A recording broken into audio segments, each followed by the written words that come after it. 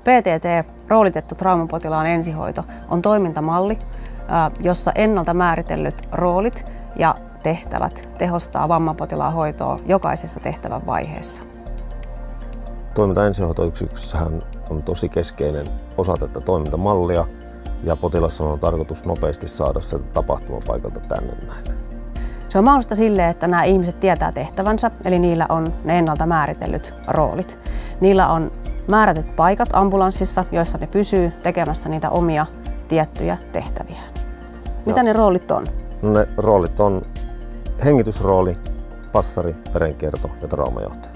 Ja ne roolit jaetaan käytännössä juuri ennen kuin tullaan tähän hoitotilaan sisään. Kyllä.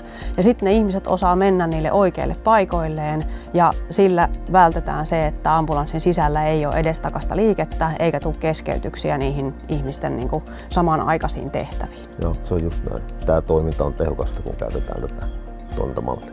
Kyllä. Ja se, mikä toimintaa nopeuttaa, on ambulanssin valmistelu. Et jos ambulanssi ehditään valmistelemaan mahdollisimman hyvin kaikkien tavarat omille paikoilleen, niin sekin tehostaa sitä. Yhteenvetona rooleja on 4. Jokaiselle roolille on muistikortit ja muistikortissa löytyy roolien tehtävät.